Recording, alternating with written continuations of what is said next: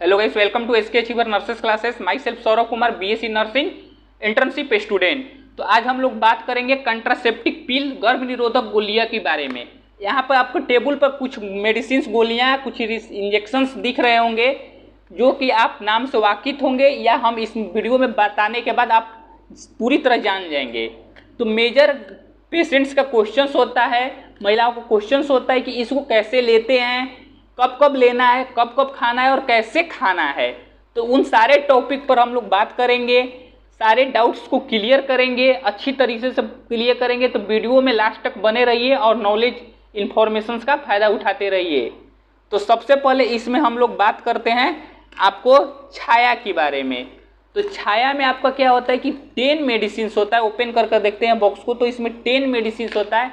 अब बात करते हैं इसको कैसे यूज करना है।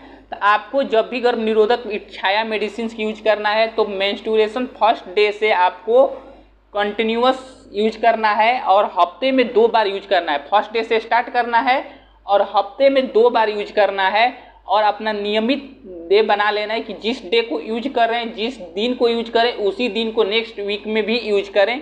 और कंटिन्यूअस 3 मंथ यूज के बाद हफ्ते में 2-2 बार आपको नेक्स्ट 3 मंथ के बाद आपको एक हफ्ते में 1 यूज करना है। और बात करते हैं कि अगर मिस हो जाए या भूल जाए किसी दिन नहीं खाना तो क्या करें। तो एज सुन एज पॉसिबल, जितना जल्दी हो सके आप उसको खा लें नेक्स्ट डे। अगर 2 से 3 दिन गैप हो जाए तो क्या करें भाई, तो 2 से 3 गैप होने के बाद तब तक आप दूसरा कंट्रासेप्टिव मेथड यूज कर सकते हैं। लेकिन हाँ, जब भी स्टार्ट करेंगे तो साइकिल जो 3 मंथ से शुरू किए हैं आप 3 मंथ के लिए, वो शुरू से काउंट होगा उस दिन से जिस दिन से आप छूट मिस हो जाने के बाद स्टार्ट कर रहे हैं। नेक्स्ट उसके 3 मंथ तक आपको अब कंटिन्यूअस हफ्ते में 2-2 खाना है। और नेक्स्ट अब जो 3 मंथ बचेगा 3 मंथ के बाद वहाँ से आपको 1-1 यूज करना है गोली हफ्ते में।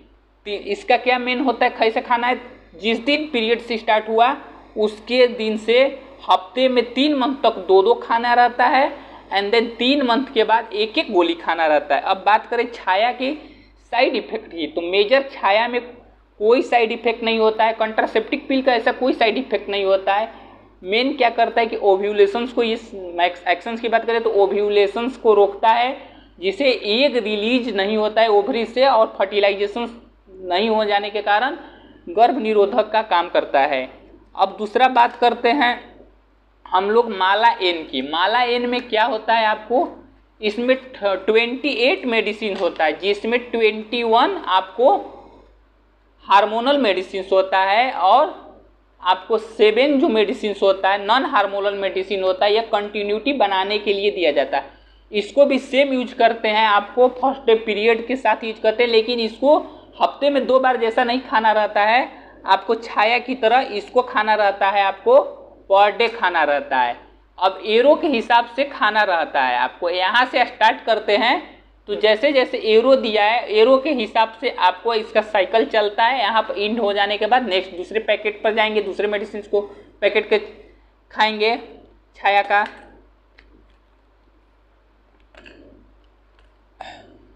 अब बात करते हैं कि ये एक्शंस क्या करता है। तो एक्शंस में यही कोई साइड इफेक्ट इसका भी नहीं है। एक्शंस में ओव्यूलेशंस को भी रोकता है, 95% कारगर होता है।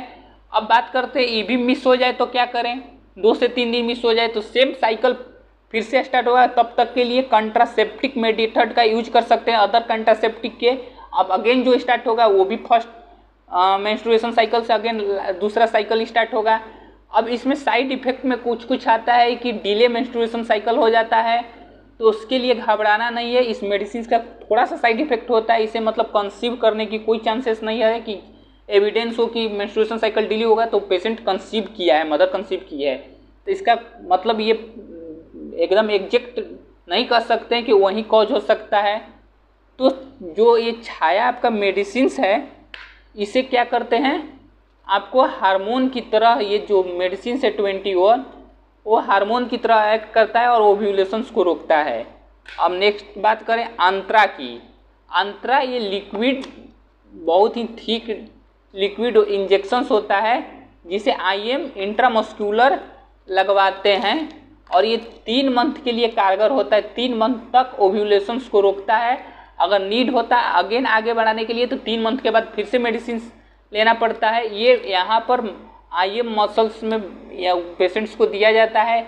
इसका साइड इफेक्ट थोड़ा देखा गया कि जिस पेशेंट को ये इंजेक्शन चलता है उसका वेट इंक्रीज हो जाता है। अब किस किस कंडीशंस में इसको अवॉइड करते देना है, तो अवॉइड करते हैं इसको आपको अगर पेशेंट को रीनल एनोमेलिस हो, रीनल डिजीज हो, कार्डियक डिजीज हो, थायराइड डिजीज हो और एक्सेसिव वेट गेन हो तो उसमें अवॉइड करते हैं।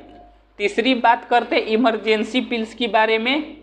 ईजी पिल्स जो कि 72 आवर्स अगर चांसेस है कंट्रासेप्शंस की और 72 आवर्स के से में दिया जाता है। अगर सेक्सुअल इंटरकोर्स हो चुका है तो उसमें आपको 72 आवर्स के अंदर दिया जाता है। अगर मेजर इफेक्टिवनेस बात किया जाए तो as soon as possible 12 hours में दे दिया जाए तो बहुत ही ज़्यादा इफेक्टिवनेस होता है। तो इसको क्या करना है कि अगर मेडिसिन देने के बाद 2 आवर्स के बाद पेशेंट वोमिट कर देता है तो उसे क्या देना, अगेन देना है एंटीइमेटिक उल्टी की दवा के साथ देना रहता है। अगर मेडिसिन देने के बाद 2 आवर्स के बाद पेशेंट वोमिट करता है तो उसमें कोई आपको अगेन मेडिसिन देने की ज़रूरत नहीं होती है। अब जितने भी आपका कंट्रासेप्टिक मेडिसिन है वो 100% किसी केसेस में कारगर नहीं होता है, किसी पेशेंट में 100% होता है, किसी पेशेंट कंसीव कर लेते हैं तो उनमें 50-60% होता है, किसी में 80% काम करता है। तो अलग अलग परसेंटेज है। ये स्टरलाइजेशन जैसे ट्यूबेक्टोमी, भासेक्टोमी जैसे आपका 100% कारगर नहीं होता है।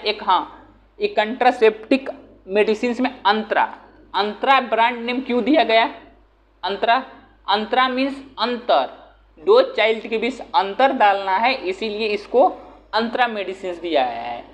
तो परिवार नियोजन के लिए हमारी इंडियन गवर्नमेंट ऐसे स्कीम्स ला रही है जिसे आपको किसी भी PSC हो, CSC हो, नज़दीकी सामुदायिक भवन हो, स्वास्थ्य सामुदायिक भवन हो, वहाँ पर फ्री ऑफ कॉस्ट प्रोवाइड किया जाता है।